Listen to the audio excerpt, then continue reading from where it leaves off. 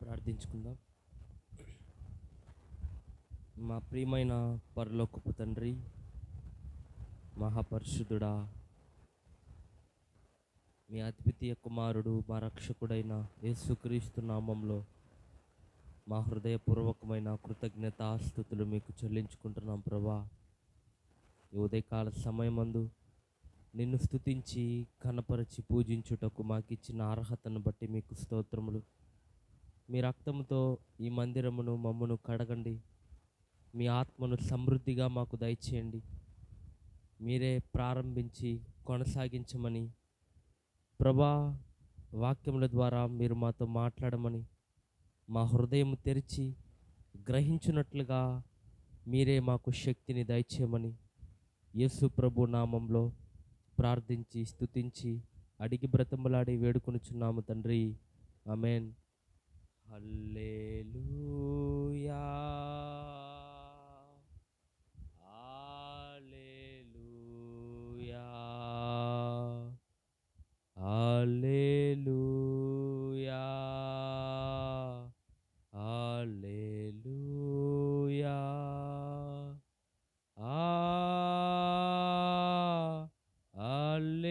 హల్లెలూయా,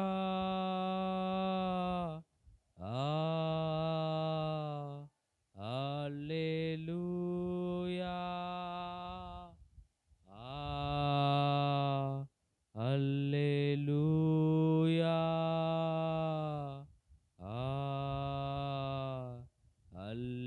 హల్లెలూయా. తండ్రి దేవా నీకే స్తోత్రం, తండ్రి దేవా నీకే స్తోత్రం, తండ్రి దేవా నీకే స్తోత్రం, తండ్రి దేవా నీకే స్తోత్రం, యేసు దేవా నీకే స్తోత్రం, యేసు దేవా నీకే స్తోత్రం, యేసు దేవా నీకే స్తోత్రం, యేసు దేవా నీకే స్తోత్రం, ఆత్మదేవా నీకే స్తోత్రం, ఆత్మదేవా నీకే స్తోత్రం, ఆత్మదేవా నీకే స్తోత్రం, ఆత్మదేవా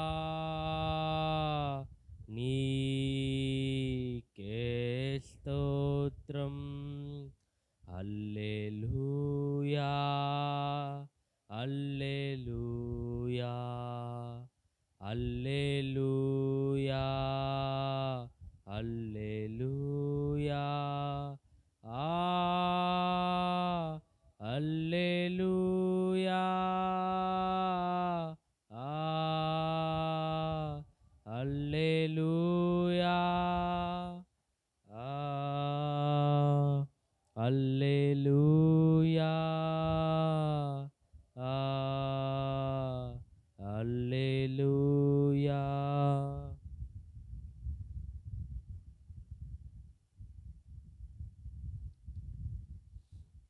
మా రక్షణ శృంగమా స్తోత్రం, మా బలమైన దుర్గమా స్తోత్రం, మా కేడెమా స్తోత్రం, మా శైలమా స్తోత్రం, మేము నమ్ముకున్న దేవా స్తోత్రం, మమ్మను నడిపిస్తున్న దేవా స్తోత్రం, మమ్మను కాపాడుచున్న దేవా స్తోత్రం, మమ్మను బలపరుస్తున్న దేవా స్తోత్రం, మమ్మను గద్దిస్తున్న దేవా స్తోత్రం. మమ్మను క్షమిస్తున్న దేవా స్తోత్రం. మమ్మను పోషిస్తున్న దేవా స్తోత్రం. మమ్మను పాలిస్తున్న దేవా స్తోత్రం. మమ్మను స్వస్థపరుస్తున్న దేవా స్తోత్రం. మమ్మను ప్రేమిస్తున్న దేవా స్తోత్రం. మమ్మను క్రమపరుస్తున్న దేవా స్తోత్రం. మాకు శిరస్సుగానున్న దేవా స్తోత్రం. మాకు బోధిస్తున్న దేవా స్తోత్రం. మా కన్నీటిని తుడుస్తున్న దేవా స్తోత్రం. మమ్మను ఆదరిస్తున్న దేవా స్తోత్రం. మాకు ఆహారం ఇస్తున్న దేవా స్తోత్రం. మాకు వెలుగునిచ్చిన దేవా స్తోత్రం. మాకు తల దాచుకున్నట్టుకు నీడనిచ్చిన దేవా స్తోత్రం. మాకు విశ్రాంతినిచ్చిన దేవా స్తోత్రం. బలహీనులను బలపరచు దేవా స్తోత్రం. పడిన వారిని లేవనెత్తు దేవా స్తోత్రం. దప్పిగల వారి మీద నీళ్లు కుమ్మరించు దేవా స్తోత్రం. మా అతిక్రమములను క్షమించిన దేవా స్తోత్రం. ఉత్తముడమైన దేవా స్తోత్రం. 10,000లో అతి కాంక్షణీయుడా స్తోత్రం. పరిశుద్ధాత్మను మా మీద కుమ్మరించిన దేవా స్తోత్రం. క్రూరమైన తోడేల నుంచి కాపాడుచున్న దేవా స్తోత్రం. వేటకాన్ని ఊళ్ళ నుండి తప్పిస్తున్న దేవా స్తోత్రం. పరిశుద్ధాత్మ స్తోత్రం. సత్య స్వరూపియగు ఆత్మ స్తోత్రం. కృపకు మూలమగు ఆత్మ స్తోత్రం. జ్ఞాన వివేకములకు ఆధారముగు ఆత్మ స్తోత్రం. సర్వసత్యములోనికి నడిపించు ఆత్మ స్తోత్రం. ఆలోచన బలములకు ఆధారముగు ఆత్మ స్తోత్రం. యెహోవా యెడల భయభక్తులు పుట్టించు ఆత్మ స్తోత్రం. ధవలవర్ణుడా స్తోత్రం. రత్నవర్ణుడా స్తోత్రం. 7 దీప స్తంభముల మధ్య సంచరించువాడా స్తోత్రం. అగ్ని జ్వాలల వంటి నేత్రములు కలవాడా స్తోత్రం. ఉన్నవాడా అనువాడా స్తోత్రం. తిరిగి రానయున్నవాడా స్తోత్రం. ప్రవక్తల ఆత్మలకు దేవుడగు ప్రభువా స్తోత్రం. లోక పాపములను మోసుకొని పోవు దేవుని గొర్రెపిల్ల స్తోత్రం. మా కొరకు వధింపబడిన యేసు ప్రభువా స్తోత్రం. పునరుత్థానుడా స్తోత్రం. మృత్యుంజయుడా స్తోత్రం. జనకా కుమారాత్మలను నేకదేవా. జనకా కుమారాత్మలను నేకదేవా. ఘన మహిమ చెల్లును ధనరా నిత్యముగా. ఘన మహిమ చెల్లును. ఘన మహిమ చెల్లును. ఘన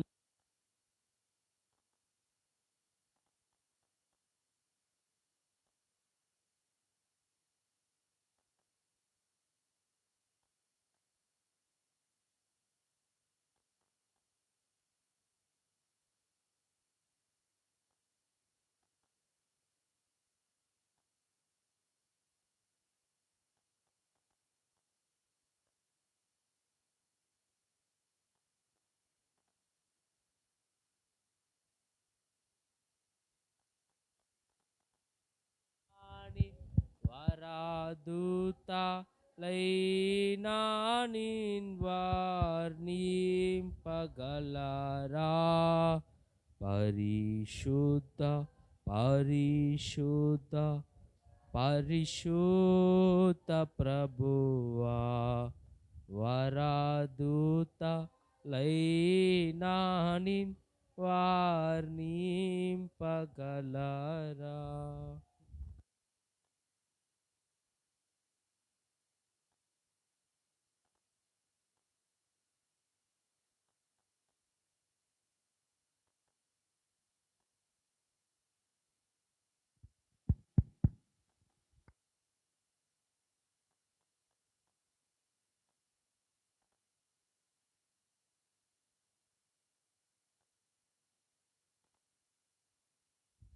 ప్రైజ్ లార్డ్.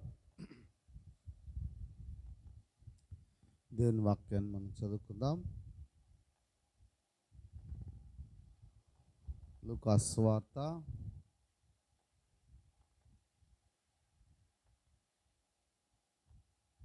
10 ఒకటవ అధ్యాయము. లూకా సువార్త 1వ అధ్యాయము.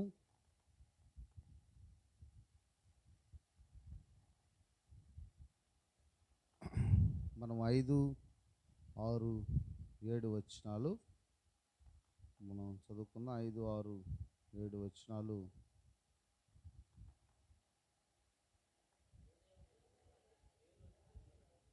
యోదయ దేశపు హేరోదు దినములలో అబియా తరగతిలో ఉన్న జకరియా యాజకుడు ఉండెను. అతని భార్య అహరోను కుమార్తెల్లో ఒకటి, ఆమె పేరు ఎలిజబెతు. వీరిద్దరూ ప్రభు యొక్క సకలమైన ఆజ్ఞల చొప్పునను న్యాయము విధుల చొప్పునను నిరపరాధులుగా నడుచుకొనుచు దేవుని దృష్టికి నీతిమంతులై ఉండిరి. ఎలిజబెతు గొడ్రాలైనందున వారికి పిల్లలు లేక పోయిరు. ప్రార్థన చేసుకుందాం. పరిశుద్ధ తండ్రి, మీకు వందనాలు. నీ వాక్యం ద్వారా మాతో మాట్లాడమని యేసు ప్రభు నామములో ప్రార్థించి స్తుతించి అడిగి వేడుకుంటున్నాం తండ్రి, ఆమేన్.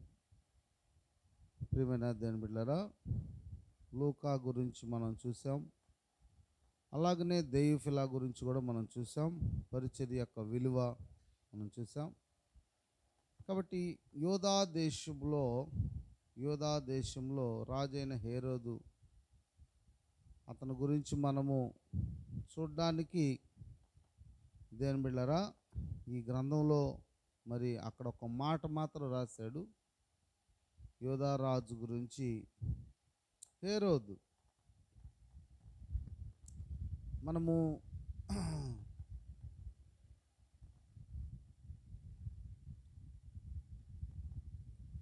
దెయూఫిలా ఎటువంటి వాడు అంటే దేవుణ్ణి ప్రేమించేవాడు. లూకా ఎటువంటి వాడు అని అంటే, మనము దేవుని బిడ్డలారా దేవుని యొక్క పరిచర్య ఎంత విలువైందో అతను తెలుసుకొని వైద్య వృత్తిని కూడా వదిలేసినట్లుగా మనం లేఖనాల్లో మనం చూస్తూ ఉన్నాం. దేవుని బిడ్డలారా, నేను రాత్రి సంకీర్తన టీవీ ఛానల్ ఓనరు, ఆయన నాకు తెలుసు, ఆయన ఏదో చెప్తా ఉన్నాడు. ఆయన ఫస్ట్లో వాళ్ళ టీవీ ఛానల్ దేని బిడ్డరా ఎంతో 80,000 2 లక్షలు కట్టడానికి డబ్బులు లేకపోతే అడిగాడు. ఆ టీవీ చూస్తున్న వాళ్ళని అడిగాడు ఆయన, ఏమని, మరి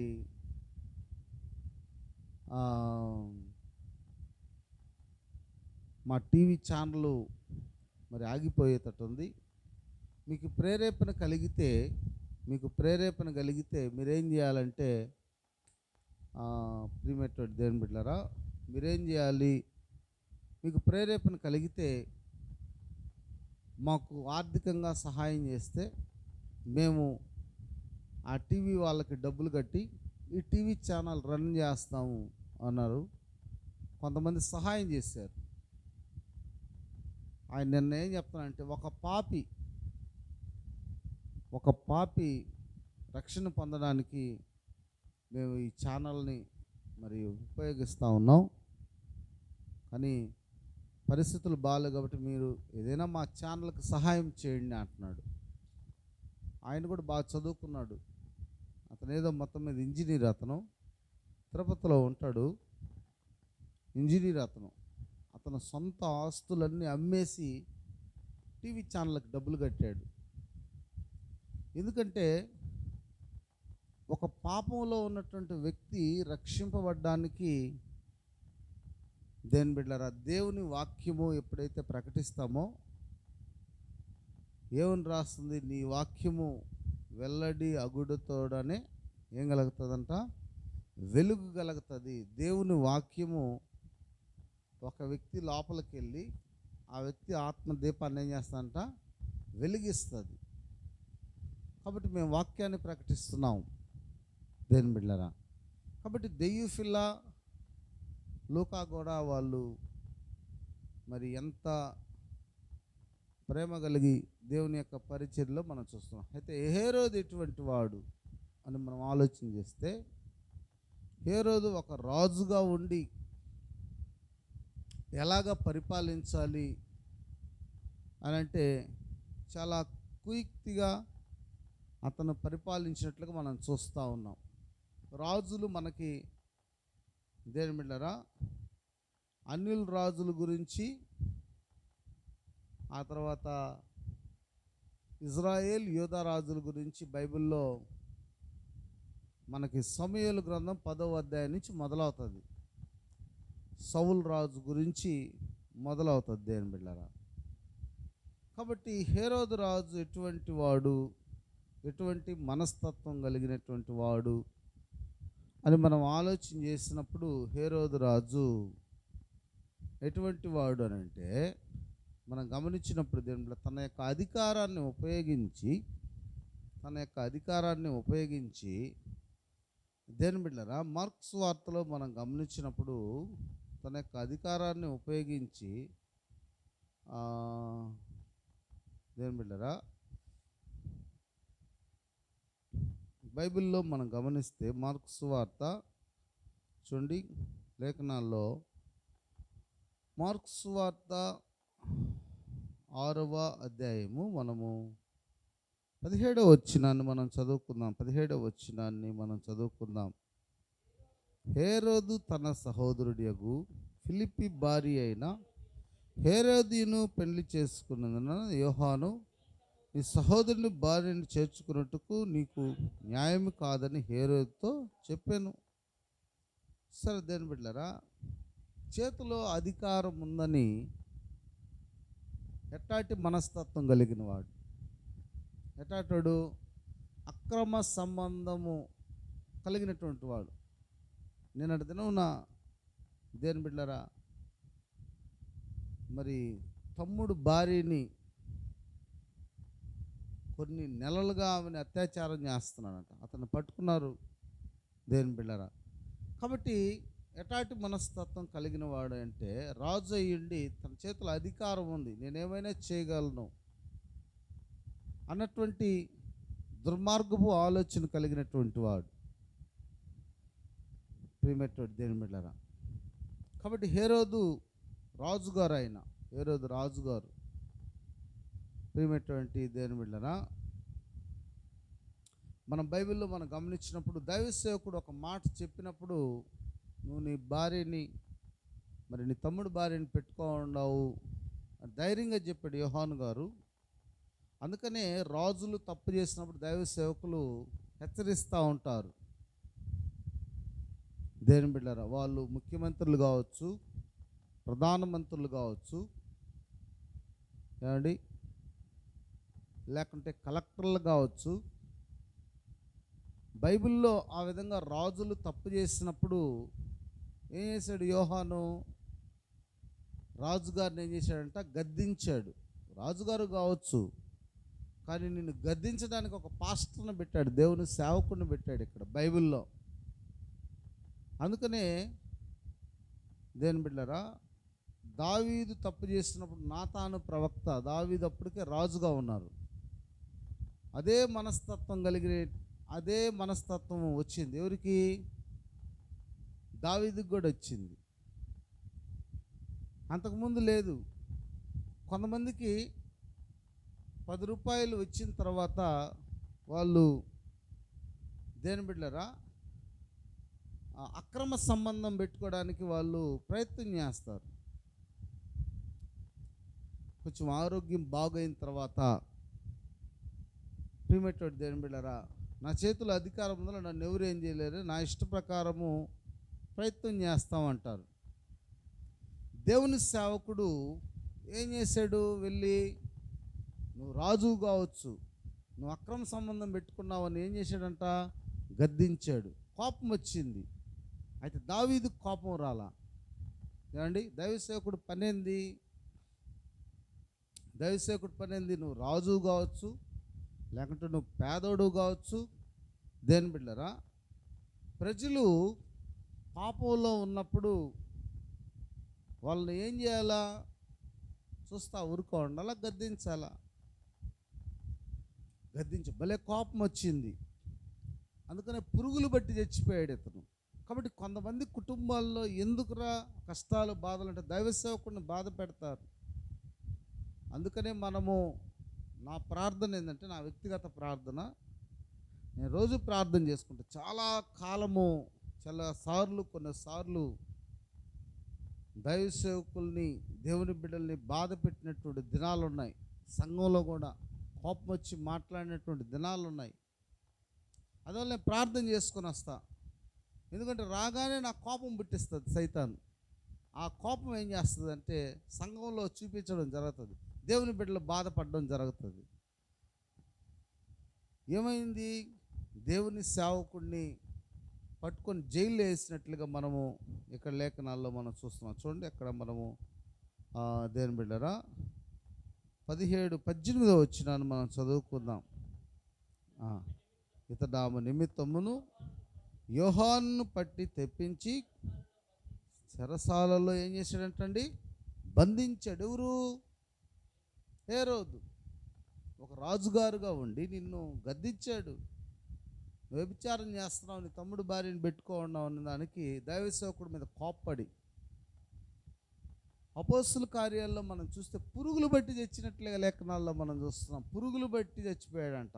అక్కడ మనం గమనించినప్పుడు హేరోదు ఎందుకు అతనికి అటువంటి పరిస్థితి వచ్చింది? దేవుడిని ఏం చేయలేదంట, మహిమపరచలేదు అని అంటాడు. అతని చావు ఎట్లాగా అనంటే, ఎందుకు అనంటే, దేవుని బిడ్డరా చూడండి, లేఖనాల్లో మనం గమనించినప్పుడు ఆ అపోస్తుల కార్యాలు 12వ అధ్యాయము 21వ వచనాన్ని మనం చదువుకుందాం. 21వ వచనాన్ని మనం చదువుకుందాం. నియమింపబడిన దినమందు హేరోదు రాజవస్త్రములు ధరించుకొని న్యాయపీఠం మీద కూర్చుని వారి ఎదుట ఉపన్యాసము చేయగా జనులు ఇది దైవస్వరమే కానీ మానవ స్వరం కానీ కేకలు వేసి, అతడు దేవుణ్ణి మహిమపరచినందున వెంటనే ప్రభువు దూత అతన్ని మొత్తినందున పురుగులు పడి ప్రాణము 12వ అధ్యాయం 1వ వచనంలో మనం చూస్తే 2వ వచనంలో పేతుర్ని పట్టుకున్నాడు. ఎందుకు ఏమండి? పేతురు ఏం తప్పు చేశాడు? జైల్లో వేసాడు ఏమ్మా? కాబట్టి పురుగులు బట్టి ఎందుకు చచ్చిపోయాడు అని అంటే, దేవుని సేవకులు, దేవుడు చెప్తాడు గద్దించి అంటాడు. ప్రజల్ని గద్దిస్తే 10 రూపాయలు ఈరు, 10 రూపాయలు లేకుంటే ఇంట్లో కూడు ఉండదు. పిల్లకాయల్ని చదివించుకోలేం, ఒక మంచం తెచ్చుకోలేం, ఒక టీవీ తెచ్చుకోలేం, ఒక కారు తెచ్చుకోలేం. వాడు గద్దిస్తూ ఉన్నాడు, అంతసేపుడు కూడా గద్దిస్తూ ఉన్నాడా? వాడికి 1 రూపాయి కూడా ఇవ్వకూడదు. మనం బిగబెడతారు, 10 రూపాయలు ఈరు. మందిరానికి వచ్చే వాళ్ళని కూడా రానికుండా చేస్తాడు. ఆడికి ఎందుకు ఊరికే పోతారు మందిరానికి? మనం అటు వేరే మందిరానికి వెళ్ళిపోదాంపా, వాడు ఊరికే గద్దిస్తూ ఉన్నాడు. కాబట్టి దేవుని బిడ్డలారా, హేరోదు యొక్క మనస్తత్వం ఎటువంటిది అంటే, గద్దిస్తే, దైవజనుడు నువ్వు వ్యభిచారం చేస్తున్నావు గద్దిస్తే, ఎందుకు? కొంతమంది అటువంటి దైవజనుడిని బాధ పెట్టే పరిస్థితులు ఉంటాయి. అందుకని మనము ప్రతిరోజు ప్రార్థన చేసుకోవాలి, అయ్యా నా వల్ల ఎవరు కూడా బాధపడకూడదు. దైవ సేవకుల్ని పట్టుకొని, దైవజనుడైనటువంటి స్టెఫన్ని పట్టుకొని చంపాడు. ఎవరు? యవనుడుగా ఉన్నటువంటి సౌలు. ఏమైంది? 9వ అధ్యాయంలో 2 కళ్ళు పోయినాయి, 2 కళ్ళు పోయినాయి. కాబట్టి ఈరోజు నువ్వు నేను అటువంటి మనస్తత్వం కలిగి ఉన్నామా? దైవజనుణ్ణి మనము, హేరోదు యొక్క మనస్తత్వం ఎటువంటిది అంటే, అధికారం చేతిలో ఉంది, నా ఇష్ట ప్రకారం ప్రవర్తిస్తాను అని కలిగినటువంటి వాడు ఈ హేరోదు. ఏమండి? ఎటువంటి వాడంట అమ్మా? మనం దెయిఫిలా గురించి చూసాం. అతను ఎటువంటి వాడంట? దేవుణ్ణి ప్రేమించేవాడు. లూకా ఎటువంటి వాడంట, పరిచర్య అంటే మరి ఎంత విలువైనటువంటిదో గమనించాం. హేరోదు ఎటువంటి వాడంట, దేని బిడ్డరా, దైవజనుడు గద్దించినప్పుడు దైవజనుడికి ఏమొస్తుంది? అందుకనే ఇర్మియా అంటాడు, పోయా, నేను పరిచర్య చేయలేని వాళ్ళ మాటిన వాళ్ళు కాదు అని దైవ సేవకుడు దేవుడికి చెప్పినప్పుడు, నువ్వు కానీ చెప్పకపోయినావు అనుకో, వాళ్ళందరి చేత నేను కొట్టిస్తా అంటాడు దేవుడు. సరే, దేవుడికి లోబడతాడు. ఎహిస్కేల్తో అంటాడు, నువ్వు బ్రహ్మదండ్రుల చెట్లలోను ముళ్ళ పొదలోను తేళ్ల మధ్య నువ్వు నడుస్తూ ఉండవు. కాబట్టి రాజులు అన్నటువంటి వాళ్ళు ఎలాగ ఉండాలి? దేని బిడ్డలరా, కొంతమంది రాజులు అన్ని రాజులు అయినప్పటికీ దేని బిడ్డలరా మంచి ప్రవర్తన కలిగినటువంటి వారుగా మనం చూస్తూ ఉన్నాం. ఈ మధ్యకాలంలో తాలిబన్లు వాళ్ళు పరిపాలన మేము భరించలేమని భార్యని బిడ్డల్ని వదిలిపెట్టేసి విమానాలకు వెళ్ళిపోయారు ఆఫ్ఘనిస్తాన్లో. ఎందుకంటే వాళ్ళ పరిపాలన ఎటువంటిదిరా అంటే, ఆడవాళ్ళకి గోర్లు కూడా కనిపించకూడదంట, నెయిల్స్, రంగురంగులు నెయిల్స్ కొట్టుకుంటారు, నెయిల్ పాలిష్ చేసి, గోర్లు కూడా కనిపించకూడదు, కళ్ళు మాత్రమే కనిపించాలా. హై హీల్స్ చెప్పులు వేసుకొని టక్కా టక్కా టక్కా టక్కా నడవకూడదు, హై హీల్స్ నడవకూడదు, బుర్కాలు వేసుకోవాలి, టీవీల్లో కనిపించకూడదు, టీవీల్లో ఉద్యోగాలు చేయకూడదు, బయటికి ఎక్కడికైనా పోతే బంధువులతో పోవాలి. కాబట్టి వాళ్ళ యొక్క పరిపాలన దేని బిడ్డరా, కాబట్టి రాజులు అన్నటువంటి వాళ్ళు న్యాయంగా ఉండాలి అని రాజుల గురించి చెప్తుంది. ఒక రాజు ఎలాగ ఉండాలంట దేని బిడ్డరా. కాబట్టి రాజులు దేని బిడ్డరు, వాళ్ళు ప్రజల యొక్క క్షేమాన్ని కోరేవారుగా. అందుకనే దేవుడు అంటాడు, నాయనా మీకు రాజు కానీ వస్తే ఏం చేస్తారంట రాజుగారు, వీళ్ళు మాకు అందరిలాగా ఇజ్రాయెల్ ప్రజలు అంటారు, అందరిలాగా మాకు ఏం కావాలా, రాజు కావాలా అంటాడు. దేవుడు అంటాడు, ఒరే మీకు రాజుగాని వస్తే ఆ రాజు ఏం చేస్తాడంటే మీ భార్యలందరినీ తీసుకుపోయి ఇంట్లో వంట పని చేయించుకుంటాడు. చికెను, మటను, రొయ్యలు వాళ్ళు పోయి యాంచాలా, డ్రై ఫ్రై చేసి ఆయనకి పెట్టాలా, రొట్టెలు తయారు చేసి, మీరు పోయి ఆయన గుర్రాలన్నీ బాగా గడిగి ఆయన గుర్రాలు వెనకాల బరిగిస్తూ ఉండాలా, అక్కడక్కడ బరిగిస్తూ ఉండాలి. మీకు ఎందుకు రాజు ఎందుకు అంటాడు దేవుడు. మాకు రాజుగారే కావాలంటాడు. కాబట్టి దేని బిడ్డలారా, హేరోదు రాజు యొక్క మనస్తత్వం ఎటువంటిది అంటే, తన చేతిలో అధికారం ఉంది కదా అని ఇష్ట ప్రకారము ప్రవర్తించకూడదు. మన చేతిలో ఒకవేళ అధికారం ఉండొచ్చు కుటుంబంలో, ఒకవేళ ఇక్కడ మందిరంలో నాకు ఒకవేళ అధికారం ఉండొచ్చు, మీకు ఇంట్లో అధికారం ఉంటుంది, మీ ఇష్ట ప్రకారం మన ఇష్ట ప్రకారం మనం ప్రవర్తించకూడదు. కాబట్టి దేని బిడ్డరా, హేరోదు యొక్క మనస్తత్వము ఏందిరారంటే అక్రమ సంబంధం. హేరోదు యొక్క మనస్తత్వం, దైవజనుడు గద్దిస్తే దైవజనుడినే తలకాయ లేపేసాడు అంతే. ఈరోజు అనేక మంది అలాగ ఉన్నారు, మందిరానికి రారు, ఏదైనా ఒక మాట అంటే మందిరానికి రాకపోయినా పర్వాలే. దేని బిడ్డరా, ఉన్న వాళ్ళని ప్రభువా ఇదిగో పరిశుద్ధపరిచి నీకోసం అప్పగించాను ప్రభువా చాలు. అందుకనే దేని బిడ్డరా, వాళ్ళ కోసం అంట ప్రకటన గ్రంథంలో ఏమంటాడు చూడండి. ప్రకటన గ్రంథంలో నిన్న మనం చూసాం. ఆ ప్రకటన గ్రంథంలో మనం గమనిస్తున్నప్పుడు బలిపీఠం దగ్గర వాళ్ళు చంపినటువంటి వాళ్ళు, దేవా మాకు ఏం తీర్చాలంట, న్యాయం తీర్చాయా అని ఏం చేస్తున్నారు వాళ్ళు బలిపీఠం కింద. 6వ అధ్యాయము 9వ వచనాన్ని మనం చదువుకుందాం. ప్రకటన గ్రంథము 6వ అధ్యాయము 9వ వచనాన్ని మనం చదువుకుందాం. ఆయన 5వ దూత ముద్రను విప్పినప్పుడు దేవుని వాక్యము నిమిత్తము తామిచ్చిన సాక్ష్యము నిమిత్తము వధింపబడిన వారి ఆత్మలు బలిపీఠము కింద చూచి వారు నాదా సత్యస్వరూపి పరిశుద్ధుడా, ఎందాక తీర్పు తీర్చకయు మా రక్తము నిమిత్తము భూనివాసులకు ప్రతిదండన చేయకయు ఉందువని బిగ్గరగా కేకలు వేసాను. అందుకని నీళ్ళల్లో దేని బిడ్డారా నక్షత్రాలు పడి నీళ్ళన్నీ ఏమైపోతున్నాయంట, రక్తం అయిపోతున్నాయి. ఎందుకు? దైవజనులు రాజులైనా యాజకులైనా వాళ్ళు ఎవరైనా సరే తప్పు చేసినప్పుడు గద్దించినారు.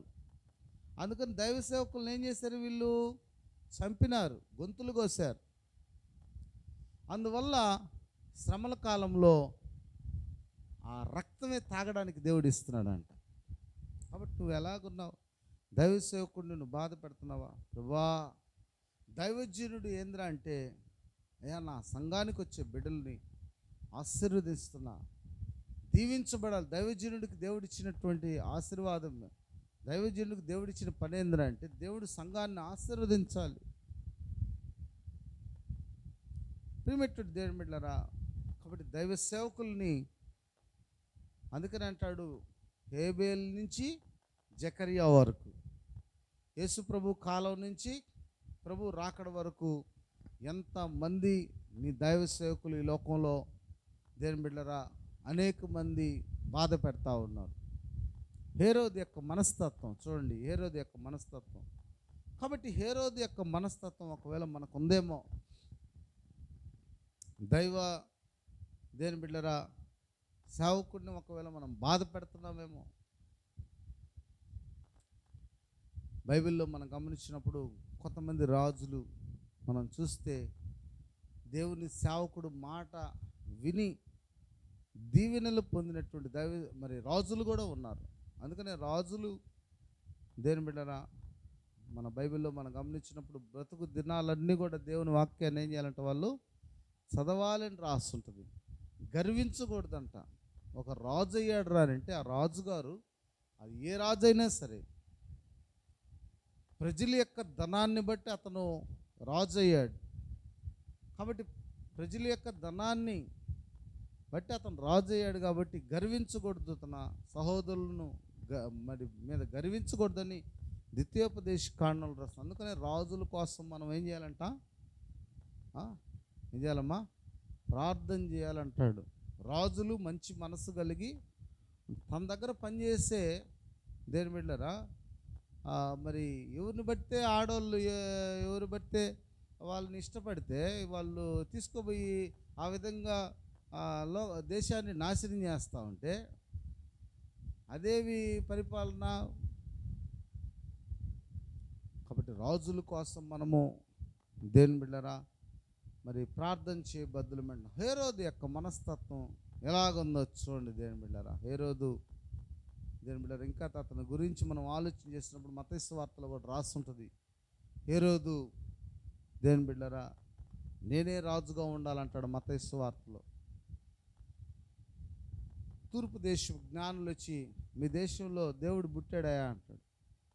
ఈ లోపల యాజకులు వచ్చి చెప్తారు, ఎక్కడ పుట్టాడు అని అంటే, యోదయ బెత్లెహేమ, యోధా ప్రధానులలో నువ్వెంత మాత్రం అల్పమైన దానవు కావు అని అక్కడ వాళ్ళు ప్రవచనాన్ని చెప్తాడు. బెత్లెహేములో ఆయన జన్మిస్తాడు అని రాస్తుందండి. అని చెప్తే తూర్పు దేశపు జ్ఞానులు వచ్చి దేని బిడ్డ తూర్పు నుంచి వచ్చి మరి దేవుడు పుట్టినప్పుడు ఆడకపోయి ఏం చేశారు వాళ్ళు? అత్యానంద భరితులై అని రాస్తుంటుంది. ఆనందాన్ని మించింది అత్యానందం. అర్థమవుతుందండి. చిన్నపిల్లలు ఉన్నారు, వాళ్ళకి మనం 5 స్టార్ చాక్లెట్ ఒకటి ఇచ్చామనుకో సంతోషం, 2 ఇచ్చారనుకో అబ్బా, 3 ఇచ్చామనుకో 10 రూపాయలవి, ఆహా ఆహా. కాబట్టి అంత దూరం నుంచి వచ్చి దేవుడిని ఆరాధన చేస్తే ఏమండి, దగ్గరే ఉండేవాడు పోయి ఆరాధన చేయలేదే? ఎటువంటి మనస్తత్వం చూడండి. కాబట్టి దేవుని బిడ్డలారా, పక్కనే మనకు మందిరం ఉంది, ఉదయకాలం ప్రార్థన జరుగుతుంది, అనేక మందిరాలు లేవు. ఇటువంటి మనస్తత్వం కలిగిన వాళ్ళు ఉంటారు కొంతమంది కదా. మత్తయి మీరు పోయి తెలుసుకొని మా చెప్పండి. కొంతమంది అంటుంది, ఏం చెప్పాడు ఈరోజు ఉదయకాలం ప్రార్థన? నువ్వు రాకూడదా? రావు మేము నిద్రపోవాలా. అట్టే నిద్రపోతా ఉన్నాడు ప్రభు రాకడలో కూడా. పెట్టారు ఉదయకాలం ప్రార్థన జరుగుతుందే అంటే వీళ్ళు ఎవరు అనుకోవాలి వీళ్ళని? హేరోదులు. వీళ్ళు హేరోదులు, వీళ్ళు రాజులు. ఇల్లు ఎవరంటాం వీళ్ళు? రాజులు. బా రాజులు. మత్తయి సువార్తలో ఆ మాటలు మనకి చదవడానికి టైం లేదు కానీ ముగించేస్తా ఉన్నా. దేని బిడ్డలారా చూడండి, మత్తయి సువార్త దేని బిడ్డలారా 2వ అధ్యాయము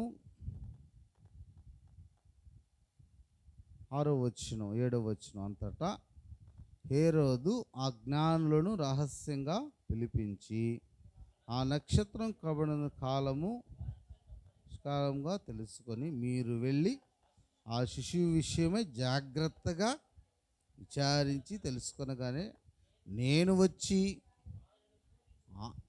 ఆయన్ను పూజించినట్లు నాకు వర్తమానం తెలియజెప్పమని వారికి బెత్లెహేమునకు పంపాను. ఒట్టిదే.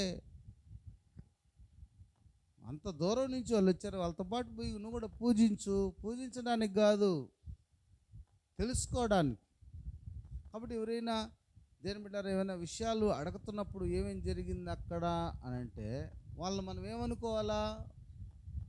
వీళ్ళు ఎవరంట? రాజులు. హేరోదు రాజులు ఇల్లు.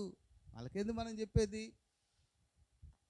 ఒకవేళ ఇల్లు కానీ పోయి చెప్పుంటే వీళ్ళని కూడా చంపేస్తున్నాం. కాబట్టి కొన్ని విషయాలు సంఘస్థులైనా వాళ్ళకి మనం చెప్పకూడదు. చెప్పినామంటే నిన్నే బాధ పెడతారు. హేరోదు రాజులు ఇల్లు. గుడికి రాని వాళ్ళందరూ ఎవరంట? అమ్మా రత్నక్క గారు ఎవరంటే వీళ్ళందరూ? పురుగులు పెట్టి చచ్చిపోయేవాళ్ళు. వాళ్ళతో మనకెందుకు? దూరం నుంచి, తూర్పు దేశం నుంచి వచ్చి దేవుడిని పూజించారు. ప్రియమెట్టడు దేవుని బిడ్డలారా, హేరోదు రాజులండి. రాజుల్ని ఒక మాట అంటే ఏడొప్పుకుంటారు?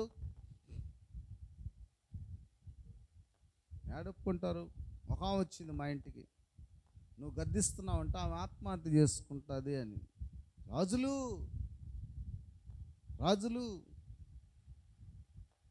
నువ్వు గద్దిస్తే మరి ఆమె ఆత్మహత్య చేసుకుంటా అంటే వ్యభిచారం చేస్తే గద్దించగా? వ్యభిచారం చేసుకోండి, అబద్ధాలు చెప్పుకోండి, వడ్డీలకు ఇచ్చుకోండి, అక్రమ సంబంధాలు పెట్టుకోండి.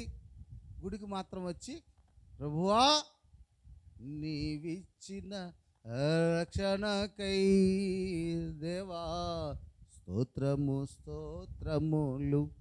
ప్రభావి బిడ్డలను ఆశీర్వదించు నాయన, ఒక్కొక్కరికి 15 లక్షలు కారీ నాయన అని చెప్పాలి. నేనా ఏమండి? రాజన్న అట్ట చెప్తాడా? పిలిచి మొహం మీద ఎంగిలీసి ఒక దెబ్బ కొట్టి చెప్తాడు. అక్కడ జరిగినట్టే ఇక్కడ కూడా జరుగుతుంది. అది 10 రూపాయలు ఈరా, ఇకపోతే పో, నూకలు వండుకో తింటా. నూకలో తప్పు చేసినప్పుడు గద్దిస్తాం, మంచి చేసినప్పుడు వాళ్ళని మరి గౌరవిస్తాం, వాళ్ళని ఆశీర్వదిస్తాం. సంఘాన్ని ఇష్టప్రకారం మాట్లాడితే దేవుడు నన్ను ఒప్పుకోడు, నేను పురుగులు పడి చచ్చిపోతా. ఏమైపోయాడు? సౌలు సంఘాన్ని హింసించినందుకు ఏమైపోయాడమ్మా? అంతే. దైవ సేవకుడు ఎంతలో ఉండాలి అంతలోనే ఉండాలా. దేవుని బిడ్డల్ని దైవ సేవకుడికి అప్పగించాడు. అబ్రహామా లేదంటే రాజా బ్రదర్ లేదంటే శరత్ బ్రదర్, నా బిడ్డల్ని చూసుకో, నా రాకడికి సిద్ధపరచని మాకు అప్పగించాడు. గొర్రెల్ని అండి, గొర్రెల్ని ఏం చేయాలా? మంచి నీళ్ళు తాగిపించాలా అండి. పచ్చిక గల చోట్ల దాంట్లో ఏం చేయాలా? గొర్రెల్ని పనుకోబెట్టాలా. సమయం అయినప్పుడు వాటిని దొడ్లో తోలాలా. ఆ గొర్రెలకి ఏం చేయాలా? కాపలా ఉండాలా. గొర్రెలు కాపరి, గొర్రెలు దొడ్డి ఓనర్ వచ్చినప్పుడు గొర్రెలు ఏం చేయాలా? అప్పగించాలా. మన ఇష్టప్రకారం సంఘ కాపరి అని చెప్పి ఇష్టప్రకారం ఉంటే ఆయన ఒప్పుకోడు. పెద్ద ఆయన ఒప్పుకోడు, పైన ఆయన ఒప్పుకోడు. ఒక పాస్టర్ గారు ఆయన రైలు దాటుతా ఉన్నాడు. రైలు కపరాల తెప్పలో రైలు కొడితే 20 అడుగులు లేచిందంట సైకిల్. ఎందుకో మనకు తెలియదు. ఎందుకో మనకు తెలియదు.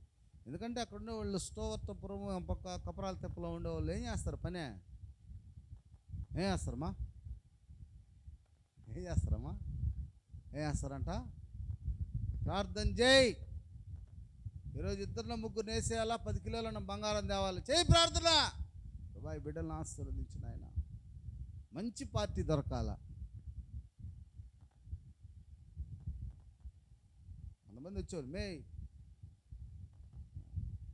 శరీరాన్ని అమ్ముకొని డబ్బులు తెచ్చుకునే వాళ్ళు, కొంతమంది ఇట్లా బాత పాస్టర్ వచ్చాడు మంచి ఎదురా నేను వస్తే అంత ఒళ్ళు తిమ్మిరిగా ఉంది నీకా, అంత ఒళ్ళు తిమ్మిరిగా ఉంది, ఎదురుస్తే నీకు అంత మంచి ఎదురు. మా ప్రార్థన చేయమని, ప్రభా ఈ బిడ్డకి ఏం దొరకాలా? ఒక అమాయకుడికి దొరకాలి నాయన, వాడు జోబులో డబ్బులన్నీ ఎత్తుకురావాలి నాయన, నీళ్ళు ఒళ్ళు అమ్ముకొని నేను ప్రార్థన చేయాలి. నేనా అంత ఒళ్ళు తిమ్మిరిమే నీకు జుట్టు పట్టుకుని నేలకేసి కొట్టబల్లా. టోల్ కాడ పోయి కొంతమంది 10 రూపాయలు అడుక్కొని తెచ్చుకుంటారు. అంత ఒళ్ళు తిమ్మిరే అంటే మేము ప్రార్థన చేయాలి నీకోసమా? ఆ మాటలు చెప్తే మమ్మల్ని మళ్ళీ రోడ్ల మీద అడిగి తిట్టడం లేరు ఈరోజు కొంతమంది అటువంటి వాళ్ళు. ప్రియమైనటువంటి దైవజనుడు హేరోదు ఎట్టాటోడురా అని అంటే, ఎట్టాటి మనస్తత్వం కలిగినటువంటి దైవజనుడిని గద్దించినందుకు దైవజనుడిని నరికేసాడు, అంతే, పురుగులు బట్టి చచ్చిపోయాడు.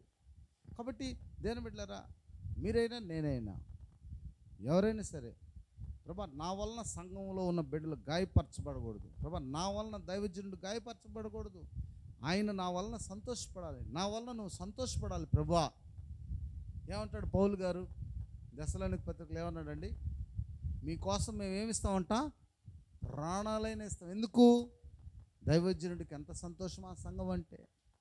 కాబట్టి ఒకరము తల్లి బిడ్డల్లాగా, తండ్రి బిడ్డల్లాగా, సహోదరులాగా ఒకరినొకరు అర్థం చేసుకొని, ఒకరినొకరు ఆదరించుకొని, ఒకరినొకరు దేవుని పరిచర్యలో ముందుకు కొనసాగిపోతే సాతానుడు మనల్ని వదిలి వెళ్ళిపోతాడంట. దేవుని దీవెనలు పరలోకం నుంచి వస్తాయని బైబిల్లో రాస్తుంది. సహోదరుల ఐక్యత కలిగి నివసించడం ఎంత మనోహరమో, ఎంత మేలు. అహరోను తల మీద పోయబడిన పరిమళ తైలంతో సువాసన సమానము, ఆశీర్వాదము జీవమును అచ్చటున్నవి.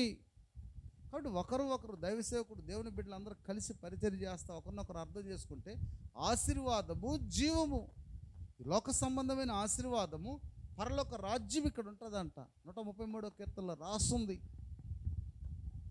కాబట్టి కోపగించుకోకుండా అర్థం చేసుకొని ఒకరినొకరు మనం ముందుకు కొనసాగిపోవాలని ప్రభుపేట నేను మీకు దేవుని వాక్యం ద్వారా మనం ప్రార్థన చేసుకుందాం. హేరోదు యొక్క మనస్తత్వం, ప్రభువా పరిశుద్ధమైన తండ్రి, నీ కుమారుడైన యేసు ప్రభువు నామములో నీకు వందనాలైనా. హేరోదు యొక్క మనస్తత్వం నైనా మాకొద్దు, నీ మనస్సును మాకు. ఆయన పాట పాడాడు, ప్రభా నీ మనస్సును నాకు ఇచ్చావు. అవును ప్రభా, నీ మనస్సు మేము కలిగి ఉండాలి. అటువంటి మనస్సును మాకు దయచేయండి. అయినా మాటలు వింటున్నటువంటి బిడ్డలకు కూడా దయచేయండి. ఈరోజంతా మీ సన్ని మీకు కాపుదలించి రాకపోతోడుకు యేసు ప్రభు నామమున ప్రార్థించి స్తుతించి అడిగి వేడుకుంటున్నాం తండ్రి, ఆమేన్. మన ప్రభు అయిన యేసుక్రీస్తు కృపయు, తండ్రి ప్రేమయు, పరిశుద్ధాత్మ ఆదరణ, దేవుని సహవాసం సదాకాలంతో నడిపించును గాక, ఆమేన్. హల్లెలూయా. మీకు అందరికీ యేసు ప్రభు నామమున వందనాలు. ఒకరికొకరు వందనాలు పెట్టుకుందాం. మనం సెలవు తీసుకుందాం. దేవుడు మిమ్మల్ని దీవించును గాక, ఆమేన్.